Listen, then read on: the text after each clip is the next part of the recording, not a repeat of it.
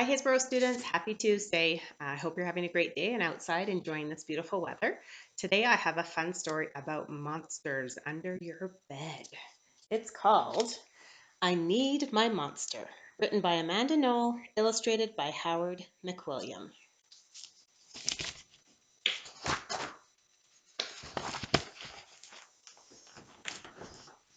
Tonight, when I looked under my bed for my monster, I found this note instead. Gone fishing. Back in a week. Gabe. What was I going to do? I needed a monster under my bed. How was I supposed to get to sleep if my monster was gone?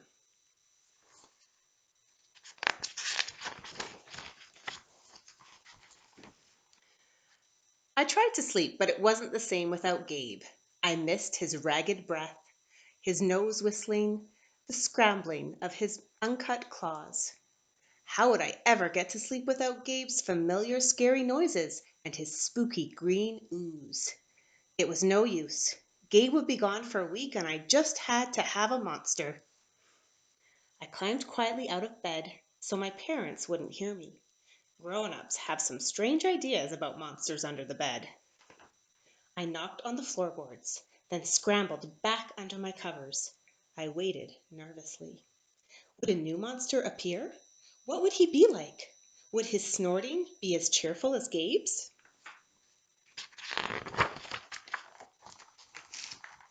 When I heard some creaking under my bed, I knew that the substitute monster had arrived. "Good evening," said a low, breathy voice. "My name is Herbert, and I will be your monster for the evening." Herbert?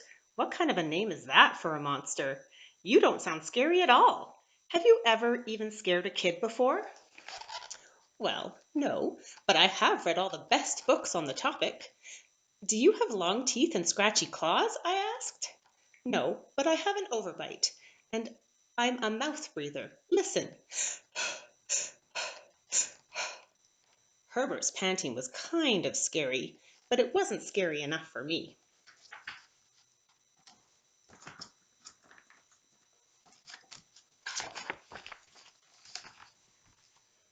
Listen, Herbert, I'm sorry. I just don't think this is going to work. It's nothing personal, but I really need a monster with claws.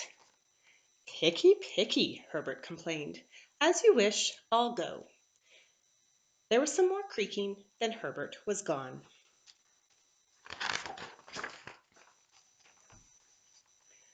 Some scratching warned me that a second monster had appeared. "Good evening," he said in a high, silky voice. "My name is Ralph. I understand you need a monster with claws. If you would please lean over, I will hold out an arm for your inspection." I crouched on the edge of the bed, hoping to see a horrible shaggy arm with sharp, ragged nails.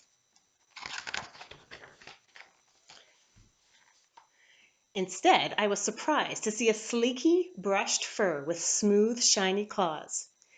"Excuse me, I don't mean to be rude," I asked, "but is that nail polish on your claws?" "Why, yes, it is," Ralph replied. "I believe professional monsters should always be well groomed." I could tell that this was not going to work either. "I'm sorry to disappoint you, Ralph, but I need a monster with scary claws, like Gabe's, I thought." I heard some more scratching, and I knew that Ralph was gone. A minute later, a third voice came from under the bed, and it rasped, "Check out these claws, kid." I gathered my courage and peered over the edge. The claws were impressive, jagged and dark and razor sharp. So far, so good. I was a little nervous. "Could you stick out your tail?" I whispered. "Sure, but don't get scared."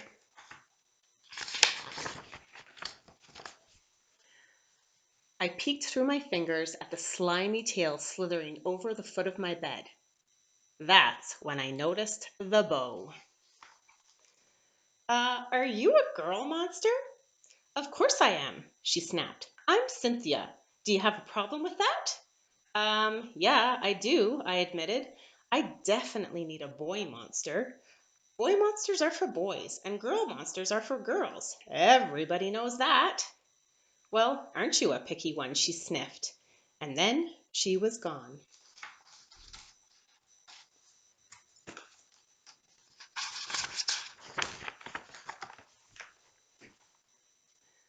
Was I being too picky? No. I knew that my monster needed to be well clawed and menacing. The whole point of having a monster, after all, was to keep me in bed, imagining all the scary stuff that could happen if I got out.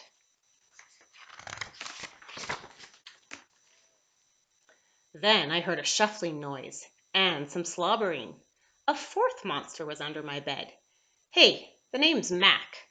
One look at his claws proved that Mac was a big, scruffy boy monster. I shivered. Maybe this one would work out. Those are excellent claws, but do you have a long tail? I leaned over to see. No, my tail is stumpy, Mac slurped, but I do have an unusually long tongue. Why would I be afraid of a long tongue? I asked. Oh, I don't know, he said, trying to sound terrifying. You never know when I might lick you. I fell back on the bed, laughing. Well, if you're not even going to try to work with me, Mac whined. I held in my giggles. I really don't think you should send me away, he warned. Kids who reject 5 monsters in one night? I did not reject 5 monsters tonight, I interrupted. My regular monster went fishing. Fishing, eh? Maybe he just left because you're so picky. Fine, I'm out of here, but I wouldn't expect another monster tonight if I were you. How was I ever going to get to sleep without my monsters?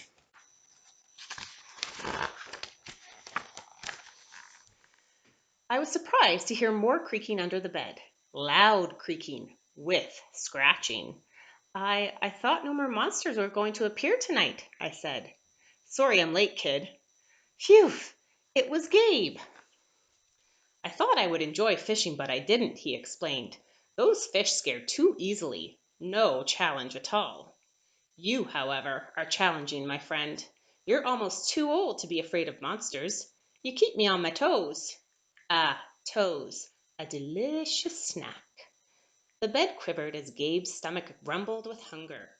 Now, if you don't mind, I'd like to start the evening with an ominous puddle of drool. I peeked over the edge of the bed. Green ooze spread soundlessly from underneath.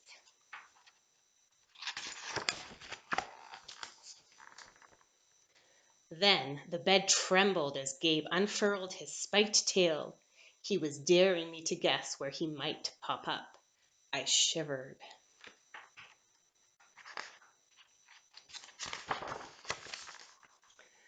So, you had some substitute monsters tonight, Gabe said, sharpening his claws on my bedpost. Were you scared? Then Gabe started tapping. I could tell he wanted to know if I still needed him. No other monster can scare me like you, I giggled, diving under my covers and pulling them up tight. Through the blanket, I heard Gabe's soft, comforting snorts. Ha! I knew it. We're made for each other, he growled. When my blanket started to slip off the bed, I knew Gabe was ready to eat. Now, if you could please stick out your foot, he said. I'd like to nibble on your pinky. I grabbed my blanket back up and scrunched my feet in so Gabe couldn't get them. No toes tonight, but you can have this. I offered, pushing a pillow off the bed. I didn't even hear it hit the floor. Gabe was back. The ooze was perfect. Everything was back to normal. I shivered again. I'd be asleep in no time. So that is a fun story about monsters under the bed, which we all know aren't true. I hope you enjoyed it. Have a good night.